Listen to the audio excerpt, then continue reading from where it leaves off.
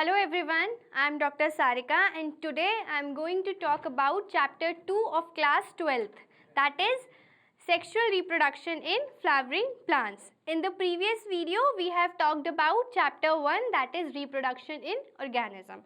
Now first of all, क्योंकि हम sexual reproduction की बात कर रहे हैं तो आपको मालूम है कि हम रिप्रोडक्शन चैप्टर में ऑलरेडी डिस्कस कर चुके हैं कि रिप्रोडक्शन क्या होता है, उसके कितने टाइप्स होते हैं और उन फर्दर जो आपके दो टाइप्स हैं एसेक्सुअल एंड सेक्सुअल, उसमें भी कौन कौन से टाइप्स हैं, राइट। अब यहाँ पे जो हम बात करेंगे वो हम टाइप्स की डिटेल में बात करेंगे। वहाँ पर हमने पहले चैप्टर में सिर्फ स्ट्रक्चर की बात की थी कि कैसा होता है, कौन सा मेल रिप्रोडक्टिव ऑर्गन होता है और कौन सा फीमेल रिप्रोडक्टिव ऑर्गन होता है। यहाँ पे हम उन सब चीज़ों को डिटेल में स्टडी करने वाले हैं, राइट। सो सबसे पहले रिप्रोडक्शन, आपको मालूम है रिप्रोडक्शन क्या होता है, which ensures continuity of species generation after generation as the old individuals undergo senescence and die. अब क्योंकि हम सेक्सुअल रिप्रोडक्शन की बात कर रहे हैं तो सेक्सुअल रिप्रोडक्शन क्या होता है, it means it is the process of development of new organism from two parents between the fusion of male gametes and female gametes, right. तो आपका रिप्रोडक्शन हो गया, सेक्सुअल रिप्रोडक्शन की डेफिनेशन हो गई। अब क्योंकि यहाँ पे हम फ्लावरिंग प्लांट्स की बात कर रहे हैं, दैट मीन्स हम फ्लावर की बात कर रहे हैं। सो बेसिकली हम फ्लावर के स्ट्रक्चर की बात करेंगे, उसमें कौन कौन से मेल रिप्रोडक्टिव ऑर्गन होते हैं, कौन से फीमेल रिप्रोडक्टिव ऑर्गन होते हैं, इन सब के बारे में हम डिस्कस करेंगे। सबसे पहले फ्लावर की अगर हम बात करें, फ्लावर बहुत अट्रैक्टिव होता है, डिफरेंट कलर्स का होता है। आपने देखा होगा रोज़ है, लिली है, लोटस है। कलर्स की अगर मैं बात करूँ तो रेड कलर का होता है, पिंक कलर का होता है, purple colour, white colour, orange colour, इन सब की वैरायटीज़। सारे जो फ्लावर्स होते हैं वो डिफरेंट तरीके से दिखते हैं, है ना। उनका जो डिस्प्ले होता है, जो रिप्रेजेंटेशन होता है, जो बाहर का स्ट्रक्चर होता है वो डिफरेंट होता है, लेकिन जो उनके रिप्रोडक्टिव ऑर्गन्स होते हैं वो सभी एक ही तरीके से काम करते हैं। तो सबसे पहले हम बात करते हैं कि फ्लावर का स्ट्रक्चर होता कैसा है, मतलब कि उसमें क्या, ऑल्दो आप सब कुछ पढ़ चुके हो, फर्स्ट चैप्टर में हमने उसके स्ट्रक्चर के बारे में स्टडी किया है कि किस तरीके से वो दिखता है, लेकिन एक बार हम जल्दी से रिकॉल कर लेते हैं कि फ्लावर का स्ट्रक्चर कैसा होता है। ये जो मैंने बनाया है इसको बोलते हैं रिसेप्टिकल।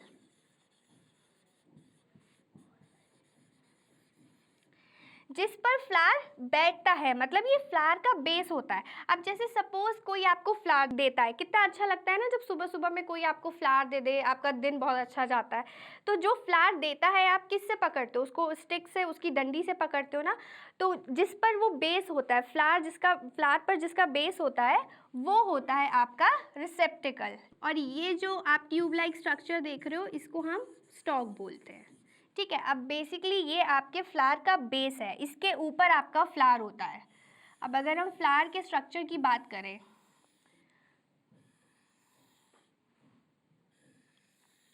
कुछ इस तरीके का होता है, ठीक है।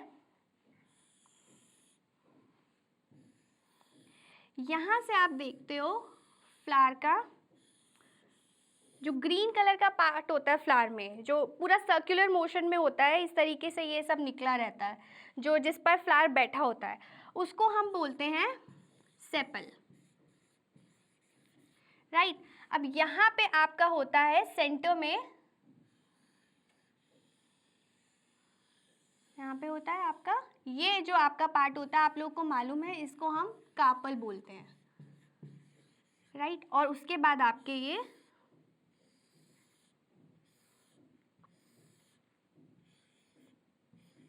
ये पार्ट कौन सा होता है, हमने पढ़ा है फर्स्ट चैप्टर में ऑलरेडी। ये पार्ट जो आपका होता है स्टेमन होता है, और ये आपके हो गए पेटल्स। रोज के पेटल्स होते हैं ना, मालूम है पेटल्स कौन से होते हैं। तो अब ये आपका फ्लावर का स्ट्रक्चर होता है, राइट। अब जैसे कार्पल की मैं बात करूं तो कार्पल जो है वो फीमेल रिप्रोडक्टिव ऑर्गन है और जो स्टेमन है वो मेल रिप्रोडक्टिव ऑर्गन है, राइट। आप सबको मालूम है कि जो कार्पल है वो फीमेल रिप्रोडक्टिव ऑर्गन है और जो स्टेमन है वो आपका मेल रिप्रोडक्टिव ऑर्गन है। तो कार्पल की अगर हम बात करें तो आपके पास 3 है, स्टिग्मा, स्टाइल और ओव्यूल। और अगर हम जब स्टेमन की बात करते हैं जो हमारा मेल रिप्रोडक्टिव ऑर्गन है, उसमें आपको मालूम है it is distinguished as anther and filament, right. तो ये है आपके फ्लावर का स्ट्रक्चर, ठीक है। फ्लावर में ये आपका सेपल हो गया, ये पेटल हो गया, कार्पल आपका फीमेल रिप्रोडक्टिव ऑर्गन, स्टेमन आपका मेल रिप्रोडक्टिव ऑर्गन। अब हम बात करते हैं फ्लावर के बारे में, कुछ डिटेल्स देख लेते हैं। ये हमें हटा देते हैं, कुछ लिखना है, ठीक है। अब अगर हम फ्लावर की बात करें तो फ्लावर क्या क्या है। पहला पॉइंट मॉडिफाइड शूट है, राइट। दूसरा पॉइंट अगर हम बात करें तो it is a reproductive structure of angiosperm. Yes, reproductive structure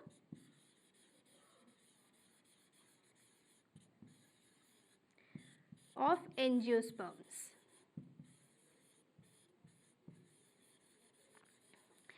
अगर हम फ्लावर की बात कर रहे हैं और सेक्सुअल रिप्रोडक्शन की बात कर रहे हैं, तो अगर मैं फ्लावर के बोटानिकल नेम की बात करूं तो जितने भी फ्लावर्स हैं जो सेक्सुअली रिप्रोड्यूस करते हैं वो सारे एंजियोस्पर्म्स होते हैं, राइट। उसके बाद ये 2 पॉइंट आपके इंपॉर्टेंट है कि मॉडिफाइड शूट है और रिप्रोडक्टिव स्ट्रक्चर ऑफ एंजियोस्पर्म है।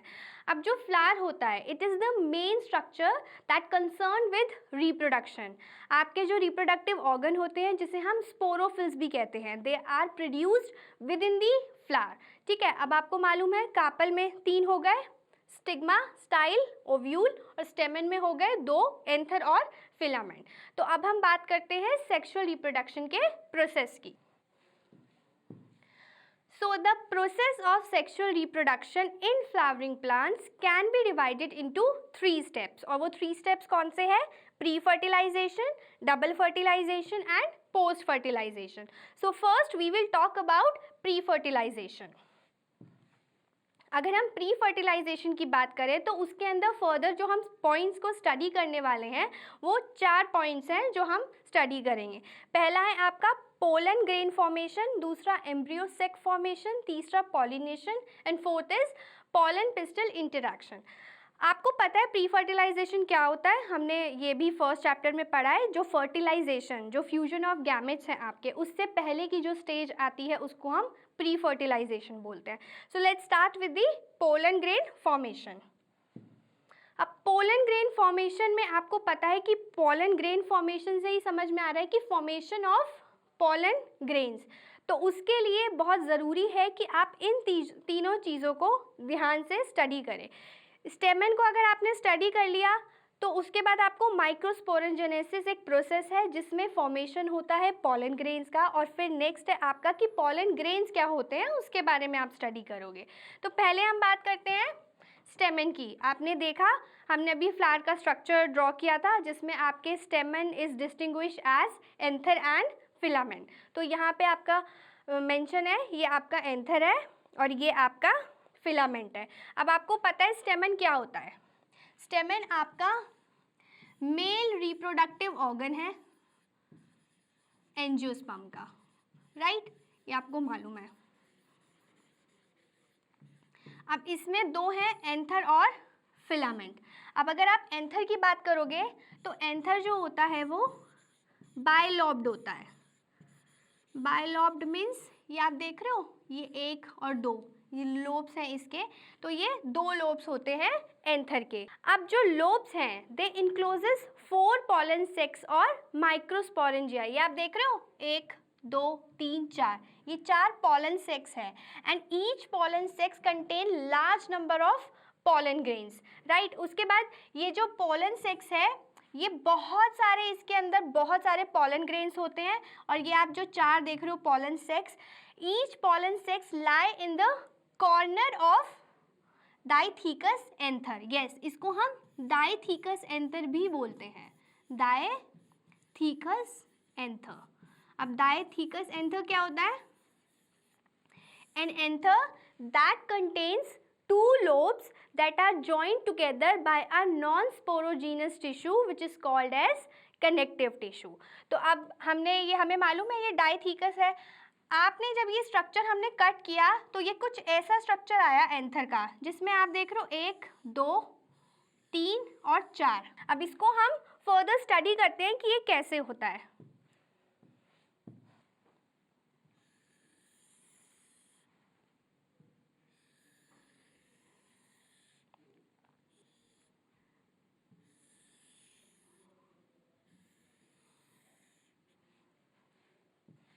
तो ये आपके 4 लेयर्स हैं आपके एंथर की, और चारों लेयर में आपके 4 पॉलन सेक्स होते हैं. ये आपके 4 पॉलन सेक्स हो गए. इनकी जो लेयर होती है वो आर्कीस्पोरियल सेल्स की बनी होती है. आर्कीस्पोरियल सेल्स. अब आर्कीस्पोरियल सेल्स क्या होते हैं? A cell or a primitive group of cell that form cells from which spores are developed. इसमें जितने भी स्पोर्स होते हैं वो सारे आपके डेवलप्ड होते हैं. अब जो आर्कीस्पोरियल सेल्स होते हैं वो 2 टाइप के होते हैं. एक आपका होता है प्राइमरी पेराइटल सेल और दूसरा आपका होता है प्राइमरी स्पोरोजीनस सेल.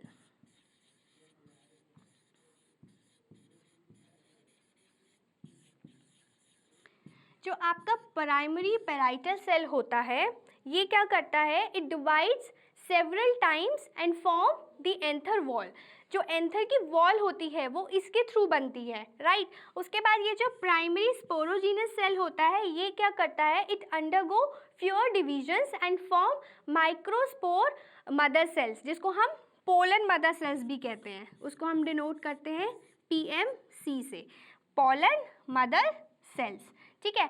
अब हम इसमें से एक स्ट्रक्चर की बात करते हैं. एक पोलन सेक हम लेते हैं, फिर उसको हम एक्सप्लेन करेंगे कि किस तरीके से. अब आप देख रहे हो ये जो आउटर लेयर होती है इसको हम एपिडर्मिस बोलते हैं. सो बेसिकली जो माइक्रोस्पोर्स होते हैं they are surrounded by a 4 layered of sales.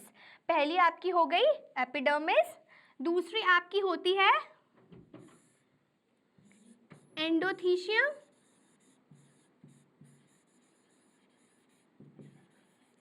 उसके बाद आपकी एक लेयर आती है जिसको हम बोलते हैं मिडल लेयर,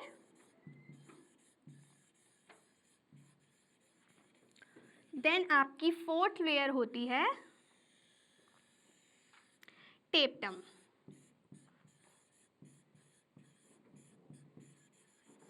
और इसके अंदर आपके होते हैं पॉलन ग्रेन्स. ठीक है. अब जो एपिडर्मिस होती है ये सिंगल लेयर होती है and it is protective in function. उसके बाद नेक्स्ट जो आपकी आई endothecium layer which is a second single layer and it helps in anther dehiscence. Dehiscence means जो स्प्लिट कर जाता है, जो बर्स्ट कर जाता है. उसके बाद थर्ड आपकी आती है मिडल लेयर. मिडल लेयर क्या करता है? It actually degenerate at the time of maturity of the anther. जैसे ही एंथर आपका मेच्योर हुआ ये वाली जो लेयर है वो आपकी डीजेनरेट होनी शुरू हो जाती है. उसके बाद नेक्स्ट आपका 4th लेयर है टेप्टम. टेप्टम क्या करता है? It provide nourishment to the developing spores. तो ये आपकी 4 लेयर है जो इसमें रोल प्ले करती है. उसके बाद ये आपके पॉलन ग्रेन्स है, और पॉलन ग्रेन्स ना कह के मैं ये कह सकती हूँ PMC है, पॉलन मदर सेल्स है. कि जो नेक्स्ट, ये तो हमने स्टेमन का स्ट्रक्चर पढ़ा. आपने देखा होगा कि प्री फर्टिलाइजेशन में पॉलन ग्रेन फॉर्मेशन पहला है जिसको हम स्टडी कर रहे थे. पॉलन ग्रेन फॉर्मेशन में भी पहला हमने स्टेमन का स्ट्रक्चर स्टडी किया जिसमें आपने एंथर देखा. नेक्स्ट जो आपका प्रोसीजर है वो है माइक्रोस्पोरोजेनेसिस. तो अब हम बात करेंगे माइक्रोस्पोरोजेनेसिस की. अब ये चीज़ आपने देखी कि माइक्रोस्पोरोजेनेसिस से पहले की अगर मैं बात करूं तो जो स्ट्रक्चर था टेप्टम का उसके अंदर आपके पॉलन मदर सेल्स थे, राइट. अब पॉलन मदर सेल से ही हम डिस्कवर करेंगे कि कैसे माइक्रोस्पोरोजेनेसिस प्रोसेस होती है, कैसे पॉलन ग्रेन्स डेवलप होते हैं. सो पहले तो इसकी डेफिनेशन की अगर हम बात करें, माइक्रोस्पोरोजेनेसिस की, तो ये इसकी डेफिनेशन है the process of the formation and differentiation of microspores from microspores mother cells और pollen mother cells by the reductional division is called as microsporogenesis, and the cells of sporogenesis tissue undergo meiotic division to form microspore tetrad. As the anther mature and dehydrate, then the microspore develop into pollen grains. अब एक छोटा सा diagram है जिसके through मैं आपको बताती हूँ कि ये प्रोसेस कैसे होती है।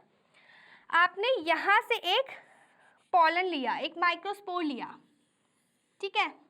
उसके बाद इसका मियोसिस हुआ, मतलब इट डिवाइड्स, और इसका जो डिवीजन हुआ वो मियोटिक डिवीजन हुआ। उसके बाद क्या होता है, मियोटिक डिवीजन के बाद इट फॉर्म्स माइक्रोस्पोर टेट्राड। ये जो है आपका ये टेट्राड ऑफ पोलन है, टेट्राड ऑफ पोलन। उसके बाद ये सेपरेट होता है और फिर आपको क्या मिलते हैं, pollen grains. So finally microsporogenesis के बाद आपके पास पोलन ग्रेन्स आ गए, डेवलप हो गए पोलन ग्रेन्स। तो ये आपका जो प्रोसेस है ये माइक्रोस्पोरोजेनेसिस होता है। नेक्स्ट हम पढ़ेंगे कि पोलन ग्रेन्स क्या होते हैं। सो अब हम बात करते हैं पोलन ग्रेन की। पोलन ग्रेन क्या होता है, it is a male gametophyte, right. और पोलन ग्रेन्स जो होते हैं they are made up of 2 layers. पहली लेयर को हम बोलते हैं एक्साइन और एक आपकी होती है इंटाइन। ये 2 लेयर होती है जिससे मेल गैमीटोफाइट बनता है। They are made up of 2 layers, exine and intine. अगर हम एक्साइन की बात करें तो ये आपकी थिक होती है, स्मूथ होती है, and it is made up of sporopollenin.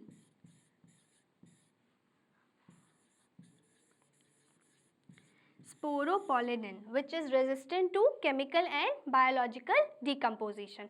And the sporopollenin, it actually preserves the pollen grain for long period, and it also possesses proteins for enzymatic and compatibility reactions.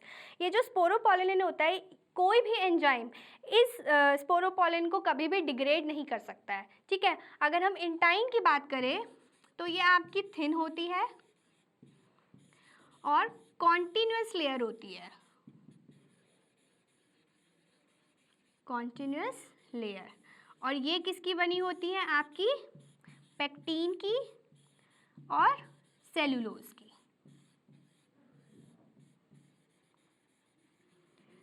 Right. तो ये आपके pollen grain का structure था।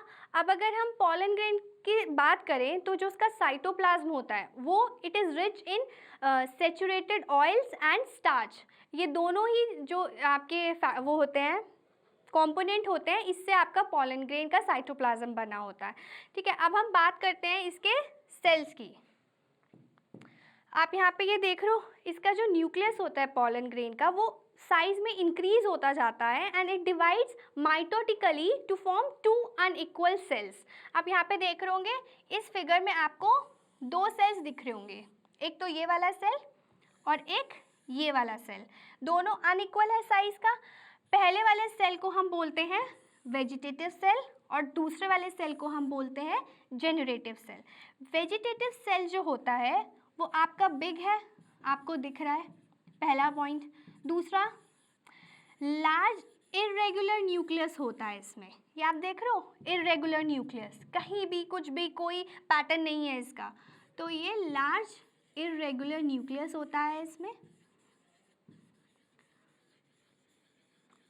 और अगर मैं बात करूँ नेक्स्ट पॉइंट की तो it is abundant food reserve, बहुत सारा फूड इसमें रिजर्व हो सकता है,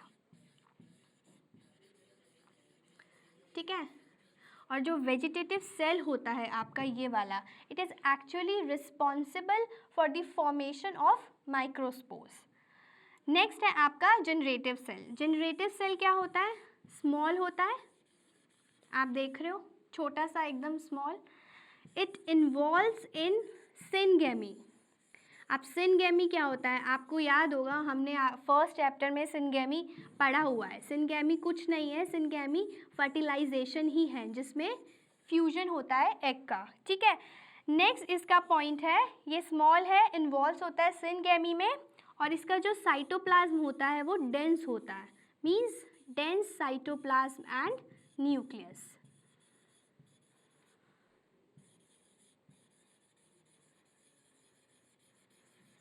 क्लियर? तो ये आपके पॉलन ग्रेन का स्ट्रक्चर था जिसमें आपके दो सेल्स है, वेजिटेटिव सेल और जनरेटिव सेल। एक टर्म आती है जिसको हम वाइबिलिटी बोलते हैं, उसको हम बोलते हैं पोलन वाइबिलिटी। वो कौन सा पीरियड है? The period from which pollen grains viable और फंक्शनल।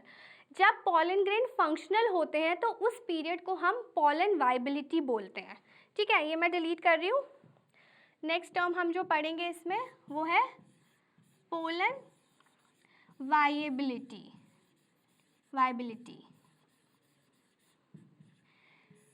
आपको मालूम है ये वो पीरियड है जिसमें आपके पॉलन ग्रेन्स फंक्शनल होते हैं, और ये कितने टाइम पीरियड तक रहता है? Only 30 minutes. 30 मिनट्स तक एक पॉलन ग्रेन वाइबल रह सकता है। And secondly it depends on temperature and humidity. दो फैक्टर्स पर डिपेंड करता है आपके, एक तो टेम्परेचर पर और दूसरा ह्यूमिडिटी पर डिपेंड करता है। आपने सुना होगा पॉलन बैंक्स के बारे में, जैसे हमारे ये पार्क होते हैं, बायोडाइवर्सिटी हॉटस्पॉट्स होते हैं, जूलॉजिकल पार्क होते हैं, नेशनल पार्क होते हैं, जो स्पीशीज़ को प्रिजर्व करता है। इसी तरीके से पोलन, जो डिफरेंट स्पीशीज़ होते हैं उनके पॉलन ग्रेन को भी प्रिजर्व किया जाता है, राइट। तो प्रिजर्व करने के लिए क्या करते हैं? They are stored in liquid nitrogen में, इनको स्टोर किया जाता है टेम्परेचर पर, जिसको हम बोलते हैं pollen banks. Yes, pollen banks. जो पॉलन ग्रेन आपकी होती है, जो वाइबिलिटी होती है पॉलन ग्रेन की, बेसिकली वो स्पीशीज़ टू स्पीशीज़ डिफर करती है। तो जितनी भी स्पीशीज़, डिफरेंट स्पीशीज़ हैं, उनके पॉलन ग्रेन को हम क्रायो प्रिजर्व भी करते हैं, स्टोर्ड भी करते हैं लिक्विड नाइट्रोजन में at 196 degree Celsius for 30 minute. 30 minutes के लिए ये वाइबल होते हैं, और इस तरीके से जो स्टोर करते हैं, जिसमें स्टोर करके रखते हैं, उसको हम पॉलन बैंक्स बोलते हैं। तो ये था आपका pollen grain formation pre fertilization में। नेक्स्ट जो टॉपिक है आपका वो एम्ब्रियोसेक फॉर्मेशन है, उसके बाद pollination and then pollen pistil interaction.